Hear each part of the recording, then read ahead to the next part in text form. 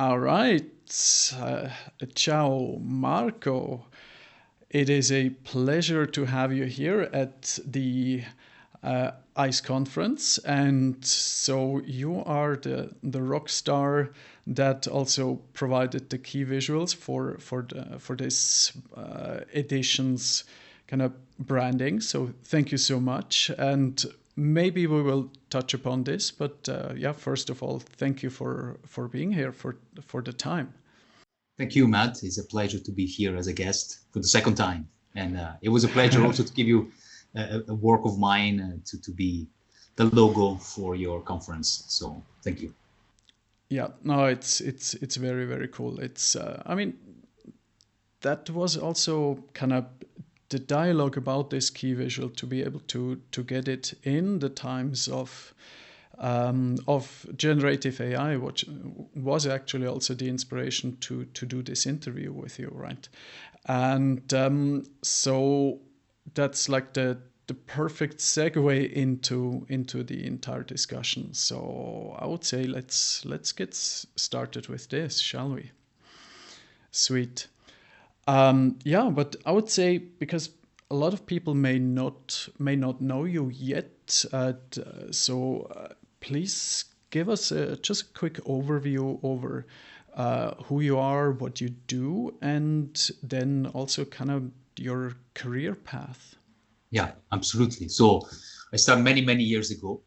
We're talking about the 90s, as you can see from my head, exactly, no hair. So I have my age. I can show my age. And definitely, I can tell you that it was quite an adventure. I started in the 90s, and I was a teenager with a love for martial arts, action movies, in general movies, science fiction.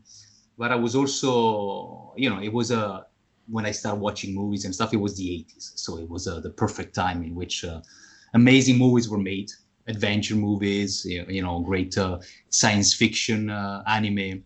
So definitely I was spending my time between training martial arts, watching movies, playing video games. And it was very, very inspiring.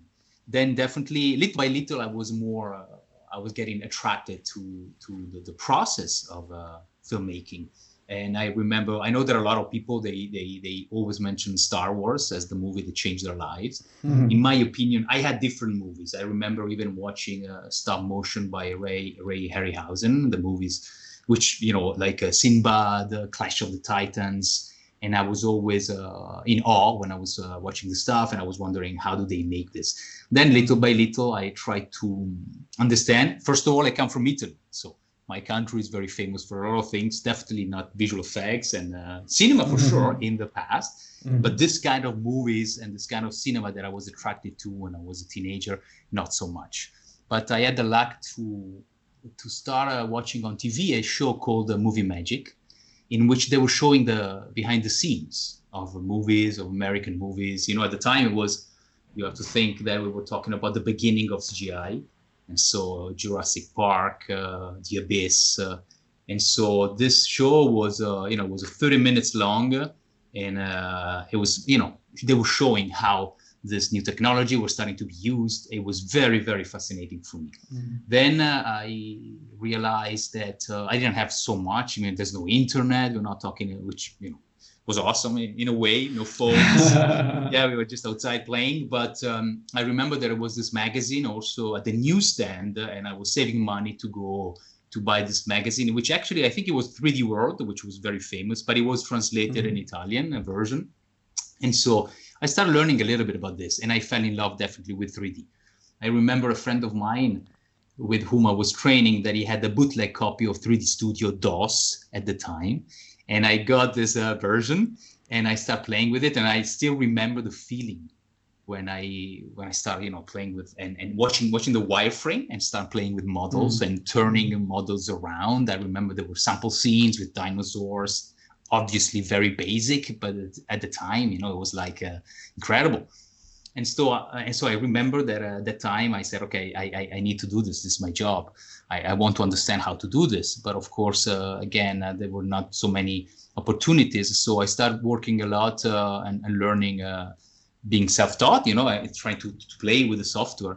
And then I remember that at the time I started university, and I precisely decided to study design because there was a course in computer graphics.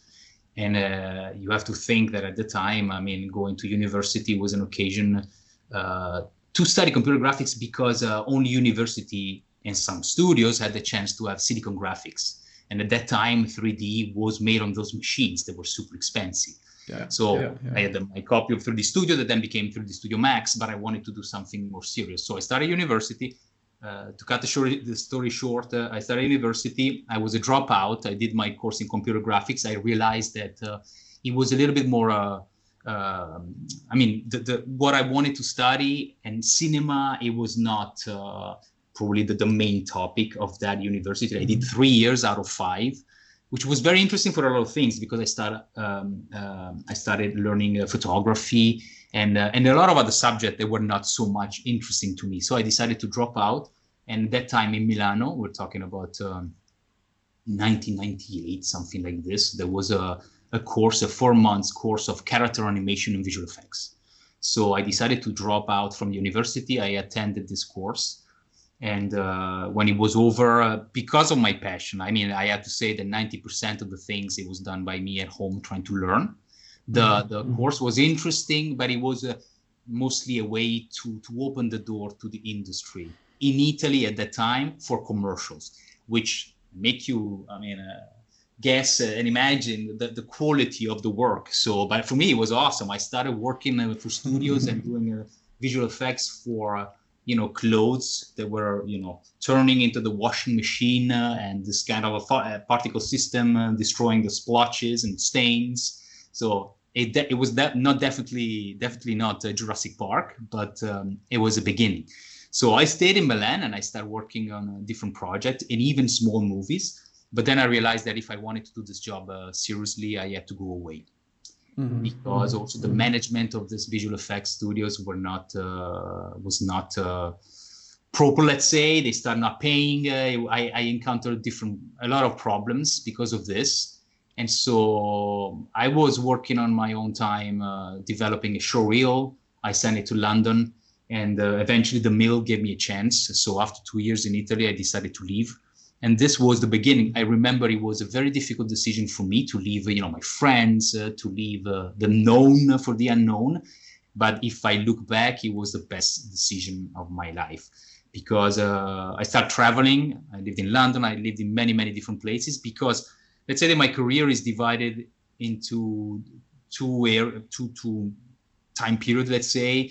A time in which, and years in which I was traveling a lot all around the world, because I was working on site for visual effects. But then doing 3D, I slowly moved into matte painting. I slowly moved into look development. And I was never for a long time on the same project. I liked the idea of working a few months here, a few months there, and experiencing different, projects, different teams, working for films, working for commercials. And so a long period of 12 years, something like this, I traveled around. And then little by little, I start slowing down the gypsy life and working more remotely. Also because at that time, which I'm talking about, I don't know, 12 years ago, something like this, even more, I decided to move from matte painting into concept art. And because clients were starting to ask me, okay, so you do the matte painting, but maybe you can come up with the ideas. We need this kind of things. And it was very interesting. So at that time, I decided, okay, you know what? I stopped this kind of life. I settled down, because at the time I also met who is now my wife, who was my girlfriend in New York. We decided to move to Paris. And I decided, okay, I will keep on working with matte, as a matte painter, but at the same time, little by little, I want to go back and study to become a concept artist. And so this meant for me to go back to school to study traditional art, because I come from 3D. So because I come from a certain kind of a technical background, I realized I needed to go back to fine art, to things that I didn't study enough to be able, in my opinion, to become a good designer and concept artist.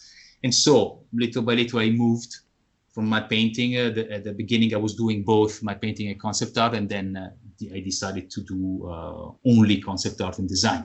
Nowadays, I work both for visual effects and in pre-production with production designers as a concept artist and a designer. And this is, in 5 minutes, my story. Now, you also have some experience, or you've had some exposure also in the games industry, with some, let's say, working on multiple IPs there. That's also shown in your portfolio, which is yet another, you could say, completely different industry than the film industry.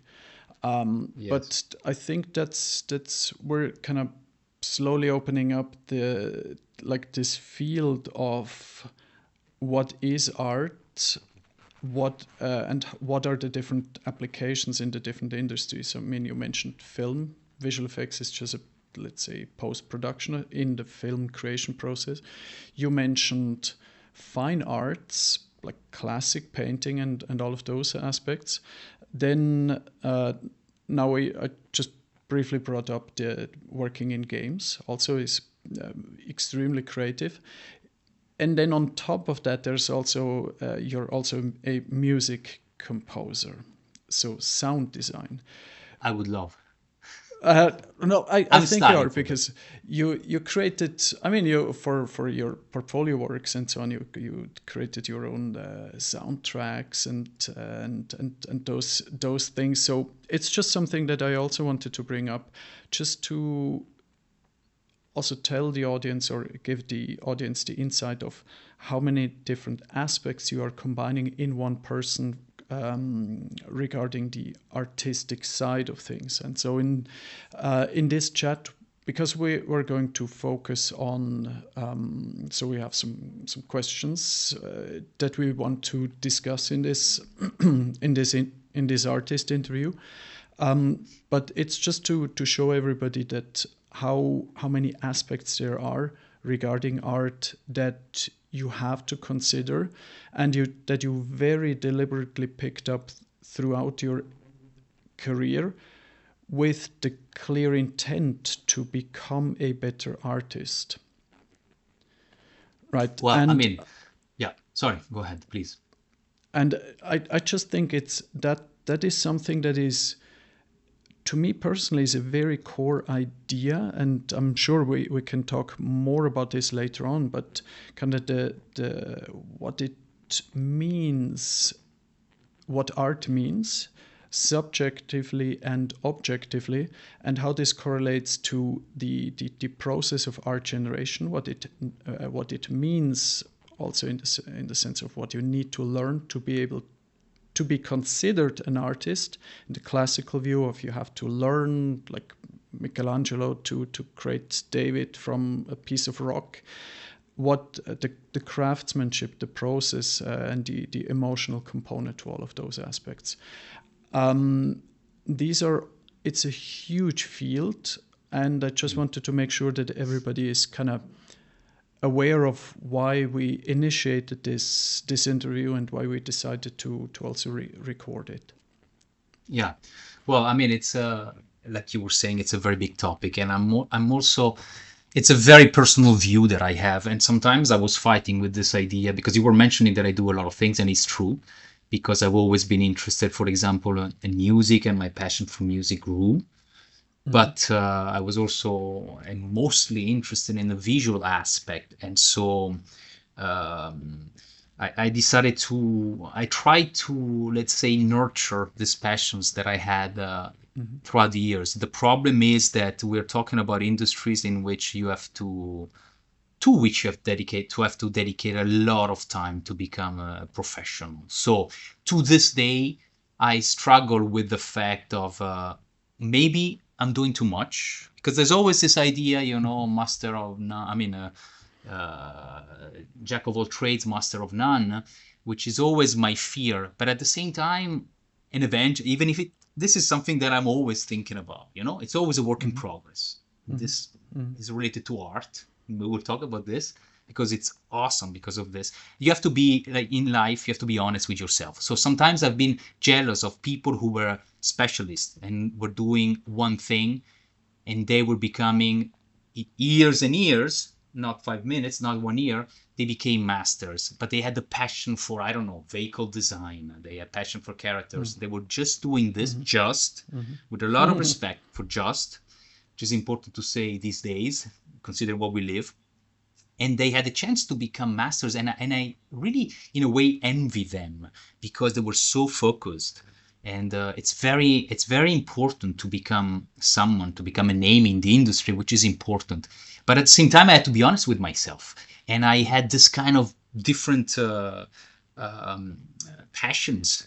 They were still part of the storytelling. They're still part of me. So sometimes I left them behind, like music, when I started doing concept art and I had to do fine art, I didn't have so much time, so it had to stay behind. But there was always something knocking, in my brain, saying, okay, this is something that makes you feel happy. So I was going then back to studying this thing. For me, it's all about expressing yourself. It's all about storytelling. But it's true that I do different things. I love them. I try to do them seriously. Of course, you always have to understand what is your priority in that period of your life. So when I was moving from math painting to concept artist, I needed to dedicate more time to certain things, like traditional, to certain things like design. So I still want to do music, but it has to be less. I don't have 36 hours a day, so you need to organize all the time, and you have to have a clear idea about your goals, so that you can create, let's say, programs. I'm very fond of this. I'm very crazy about organizing, designing also your development as an artist, and dedicating 6 months for this, 1 year for this, setting yourself some goals. So yeah, I mean, I think that it's never easy to find a balance, but at the end of the day, you have to be true to yourself, what you really love, and unfortunately, these crafts and arts, they require a lot of time. They require a lot of yourself, and so you need to dedicate the proper time, the proper love, and the proper passion, which is for me at the end of the day, the talent. People think when they're not in the industry, they think, oh, okay, so you draw, it means that you were born like this, you were able to do this, you were born with this gift. And we all know that it's not the case. You know what I mean? And for me, the talent is really the passion, the honest passion that you have, and the balls, I can say, the strength, the stamina, to the commitment that you put into all these endeavors. I don't know if I answered your question, but maybe it could be a beginning of some other questions. Yeah. No, I mean, I fully agree. And something which I have discovered, and I mean, I've gone through pretty much the same nostalgia phase of like the 90s with Jurassic Park, which you described before, Terminator 2, the visual effects, also like getting a 3D magazine and so on. So I completely understand that. But it's not like time-wise, it's not long ago. And now with the kind of this quote-unquote breakthrough with the Transformers architecture of generative AI, or let's say of LLMs, and which kicked off this huge generative AI boom at the moment. That's been October, November 2022 when ChatGPT came out, which created a landslide of change. Now, then even just going back a couple of years before that, and you don't have to go far back, there were social media influenced the whole notion of art, self-expression, the whole influencer thingy came up over time. But having lived through all of those, let's say, stages, the internet becoming a thing, cell phones becoming a thing, all of those things, that was in a very short period of time since, let's say, the internet was like 1995, 1996, so that's 30 years ago. But now the realization which I had is that younger people that are now studying, let's say, arts or anything, anything in I mean, even language or law, all of those aspects are not touched by AI. But the notions which you just mentioned of that art needs a process, it needs almost decades of experience to become good at it, now completely clashes with some of those marketing slogans of some of the tools, in the sense of everybody can be an artist today. You don't have to invest anything anymore. And if this is the status quo, if you are young, that's your reality, which can create a massive clash in understanding with if you're talking to people that are even just 10 years older and have been in the industry for a few years. Not even 10 or 15 years, just maybe 2 or 3 years. A completely mismatch between expectations and a sense of what's the status quo in the view of what art as a discipline is. And not art, also in law, in linguistics, in biology, all topics pretty much. And so this shift is something that is very dear to me to make aware of, in the sense of communication with people that are just a little bit older than you. They may have a completely different understanding. It's such a massive landslide that is going on at the moment. And so with that, let's go to this other question which I had noted down.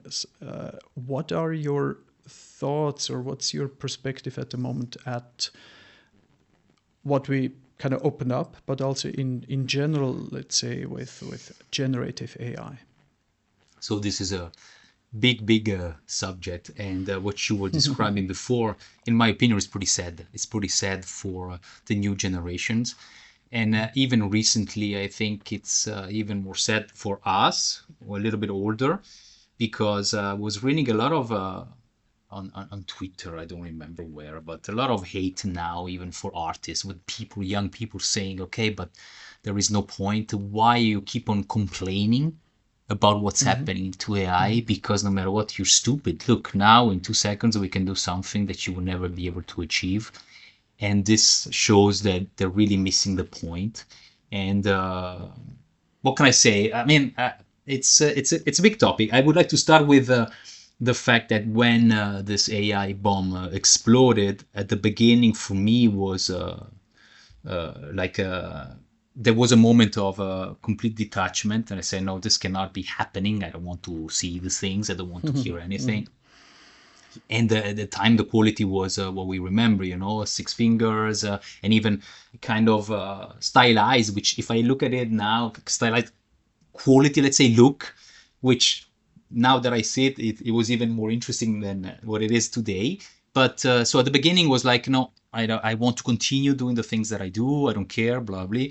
But eventually, this approach was wrong because no matter what, you have to understand that AI is here and is here to stay.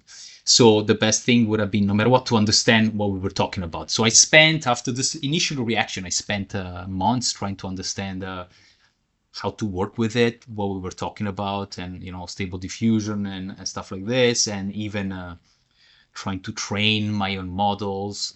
And the results were very poor.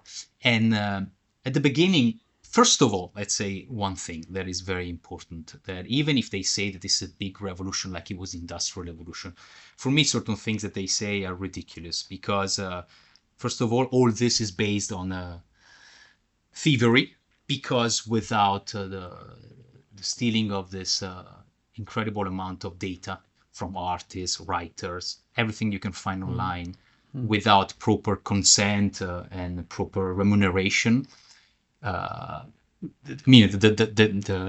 these models wouldn't exist. So then, like I was saying, I was training, and even I will tell you about my recent exploration with this, but even if you try to talk about doing things more ethically, the base, there is something that is definitely not ethical, and there is it's stealing. And so there's always a part of me that cannot approve of this, because even if you see this big giant corporation, they say this is democracy for everyone. It's a big lie, because what they're thinking about is putting more money in their pockets. They don't give a damn about artists, and they don't give a damn about what they're doing to this young generation who don't know what it means to do art. Because even when I started using it and I was making my first experiment, writing the prompts, I was blown away by the result, let's say, the speed, obviously. And I was doing some tests. Okay, cool. Wow. Okay. And then after 10 minutes, I was there and saying, okay, and then, because this way of working is completely the opposite of what it is the process of art, because there is no process, because there is the outcome.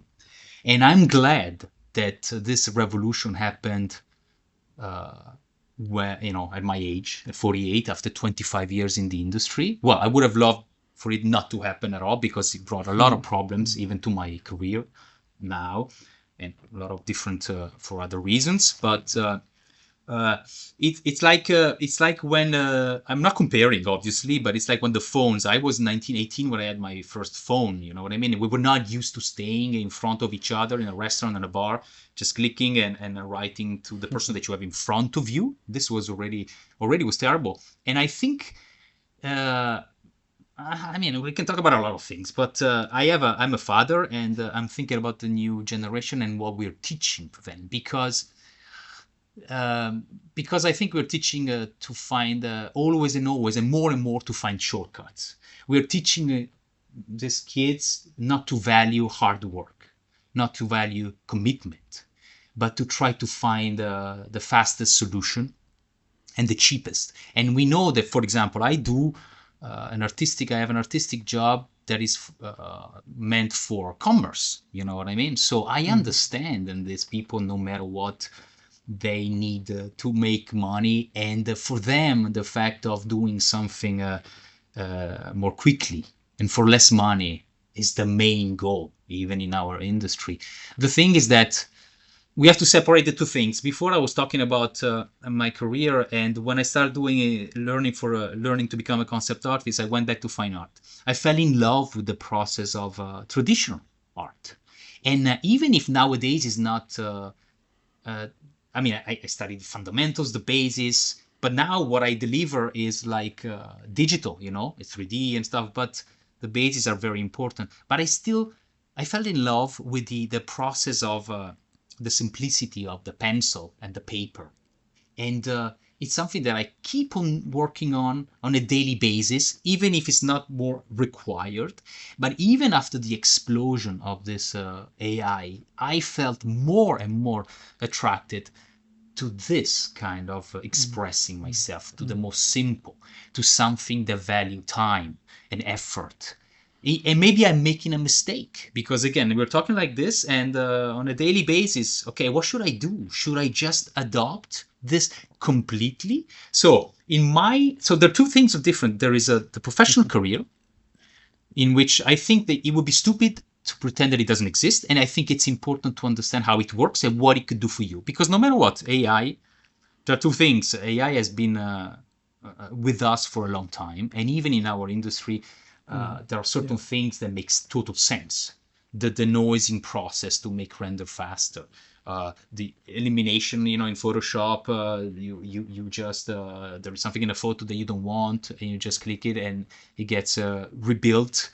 This kind of things that are, the tedious work, this I understand. In music, for example, there are tools that allow you to understand, to remove the frequency that create what is called mud, when the sounds are clashing.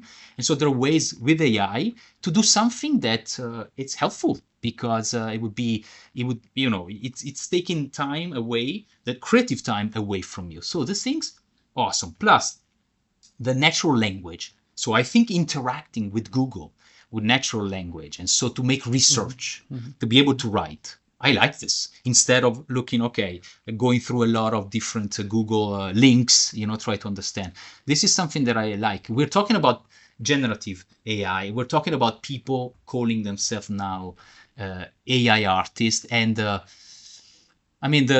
lack of respect that you see nowadays for, honestly, for hard work, for time, for dedication, for passion, for failing.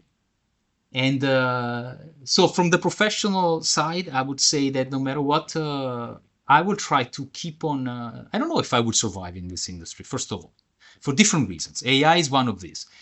But I recently worked on Mission Impossible. For me, it was a wake-up call. I cannot say too much, but I was working with other people, and I was delivering something in my usual way, once a day, illustration concept with my thought process, against 30, 40 images that were delivered.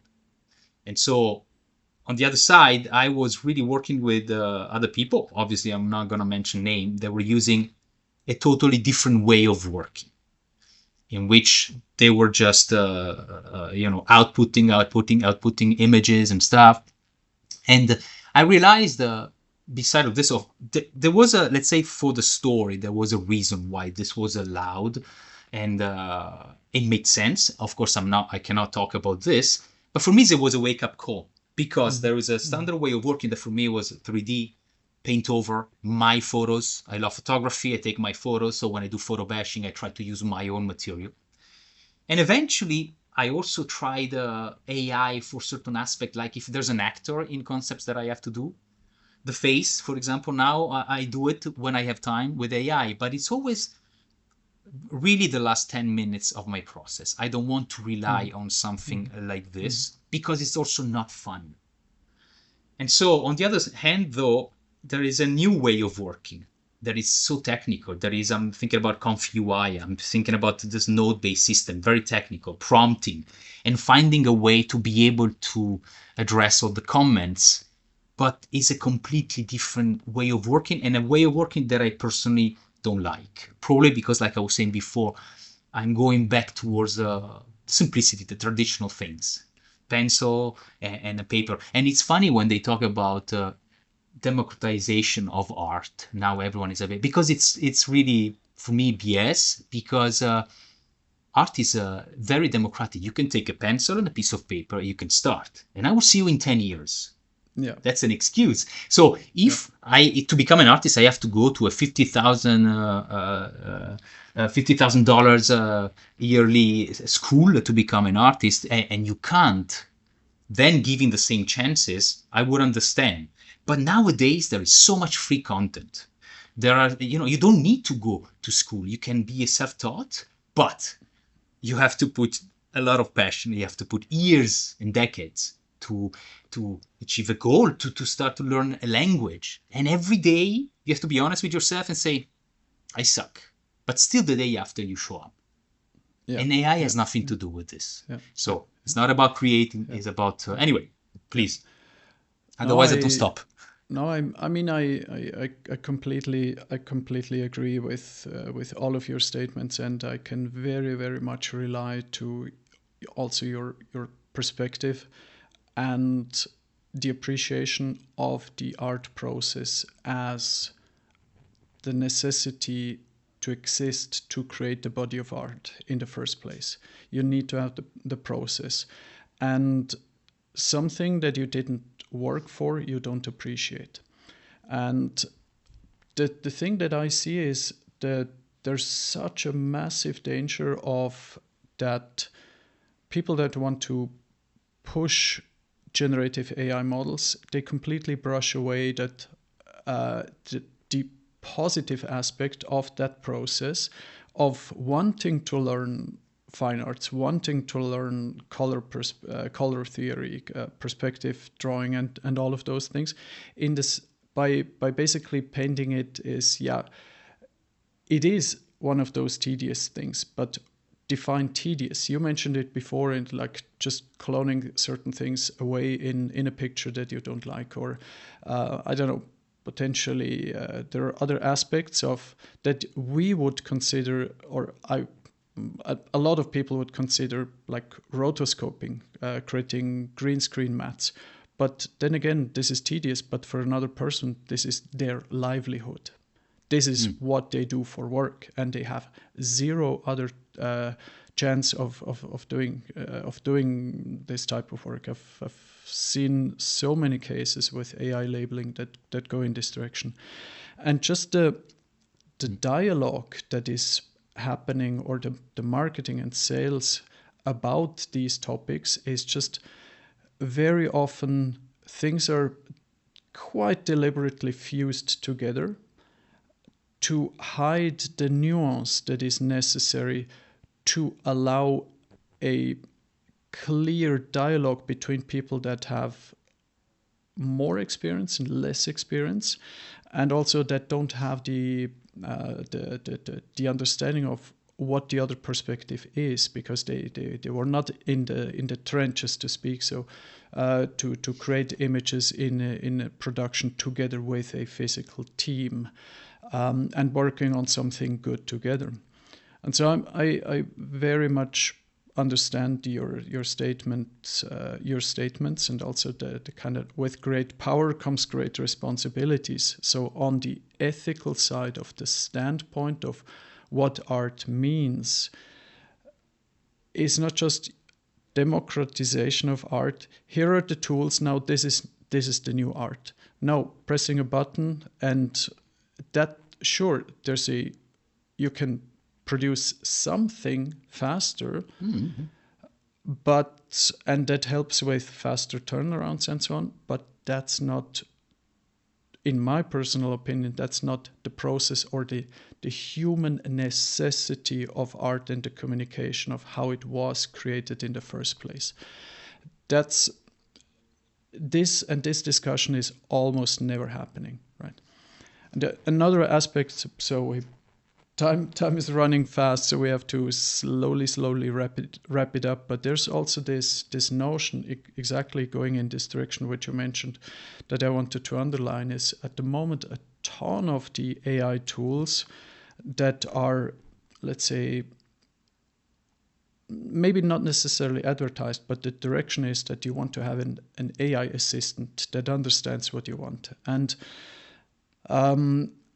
let's say if you look at Stable Diffusion or Midjourney or other video models that have come out over the last time, then the general consensus seems to be that we want to go into a direction of where the tool proposes something, and then you go in and you say, okay, I want this to be changed and I want that to be changed, and then you get a new version and you start from scratch. This approach is the opposite of art, because the artist is not saying what they want to be made. It's switched inverse to the inverse. You're saying, if you see something, I don't want that. And so you become basically the person that has, in my case, this is a very, very negative aspect on the emotion of the process, because you're just saying constantly, I don't want this, I don't want that. It's always coming from the negative side of what you see, you don't like it. And that's fundamentally against the nature of art. And, it's that you become a curator. You become a curator. It's not about creating anymore. It's curating. You see, you're making a selection, all this output, and you decided, yes, this goes, and maybe you try to adapt this for a client. Yes, and especially young people that are now completely okay with that. Yeah, there's this new technology now that allows us to create images very fast, but that don't have the understanding, or let's say not understanding, I don't want to imply certain things, but that just see this as the status quo, and they are not made aware of that there are different notions that have existed in the past, that they should be aware of those things. That's what I'm missing in this entire dialogue. it's the separation of the art production as a necessity that makes us human versus the commercial side of that art in the context of a commercial production also has to be produced efficiently. And those things are completely mixed together and are very often very strongly misunderstood. And also, to be honest, this is what bothers me is the use of art, because it will be another job. So they will, these people, even if they're young, they will start adopting these tools. They will be curators. They will definitely be paid not a lot of money, because mostly it's the machine doing the job. They will choose. Maybe they will start, learning Photoshop to fix certain things. It's just that they cannot think that this is art, because they're missing out on a lot of things, but even for themselves, because art, and I say the usual things, but it comes from your experience, from what you live, from your mistakes, from a process of discovery that is very personal. And even commercially, we always hire the artists because they had a special way of seeing reality, of showing us things that we don't see and things we can relate to. I think in music and stuff, you listen to something and you're part of this message, and you feel close to you. Or, the artist who shows the beauty even in small things that on a daily basis we don't have time to appreciate. And this comes from a lot of, self-discovery. So don't call it art. Art is something that takes a long time, a lifetime, and it goes through pain. It goes through winning in certain moments. It goes through, the real passion, the fact of showing up, of loving something, of being able to find your place in the world. So let's not call this art. This is what bothers me a little bit. That it, as you say, it is about the process and the process, but that's a value judgment that I made for myself. It's the process of art or life itself. It's not supposed to be easy. It's like a couple of weeks ago, I saw there was an AI 24-hour hackathon festival thing where a person had 24 hours to generate an AI movie. And then they were really proud to say they submitted 2, because after 3 to 4 hours, the first movie was already done. So, hell no, that's your interpretation of art, but that's most certainly not mine. It's like writing an exam, like a math test. You hand it out early just because you think that's good enough, this will be good. But then afterwards, when you get the bad grade back, you actually realize that you missed the entire second page of the test, right? That's like unused potential for the sake of being fast, for being cheap, not for the process, right? And I struggle with this. If I can say the thing, if I'm sorry if I interrupt you, but I obviously agree with you. It's just that a lot of the new generation, they're used to watching stuff on TikTok. So the attention span is already very little. And so, in my opinion, if you think about AI movies, in the future, if there would be like an AI movie, it's out, I couldn't care less. Because for me, there is an emotional detachment because I know what it means. So I wouldn't be interested. But there are also some people, young people, who they don't care about how certain things are done. As long as, I don't know, it's fun, as long as it looks beautiful, maybe not even. But so there will be a market for this. It's just that I think that the people who know what it means, in my opinion, they will feel a certain kind of disgust for something that is created like this.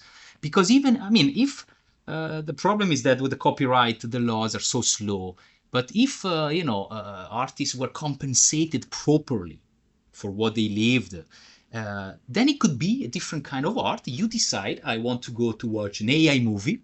Yeah. It's your choice. If it's fair, you know what I mean? Go, enjoy, But as it is right now, with everything that is stolen, I mean, and I don't know, for me, there is an emotional detachment. I would never be interested in something like this, even if it's a full photoreal. We don't care. I couldn't care less. Yeah, yeah. And that's precisely the culmination of kind of the entire discussion's topic that we had, is the erosion of the value, not necessarily for the person, but for the body of art in itself as a product of a process. If you can generate an entire movie in like 30 seconds for free, it's worth nothing, right? And this is also proven. I mean, all of the statistics of the big tech AI investments, none of the I mean, look at the newsletter of Ed Zitron, for example. I mean, he's a controversial figure maybe to some of the people, but none of the companies that push this narrative, this Gen AI is the future, none of their business models really is solid and works. And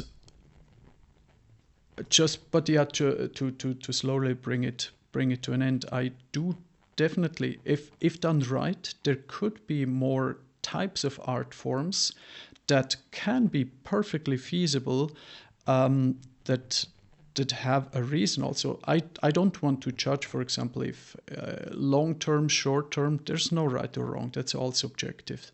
But I think things like terms like the synthography, AI-generated artwork as a new term, that is good. But I just believe the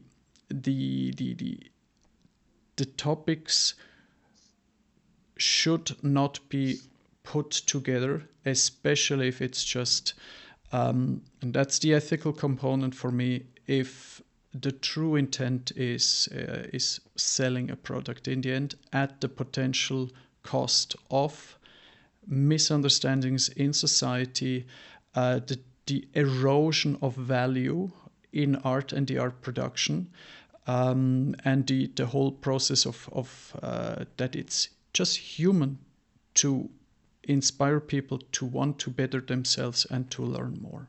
There should be, in general, more transparency. We should understand, because more and more we are seeing on the internet, we will see, we already know about fake news. Everything will be fake.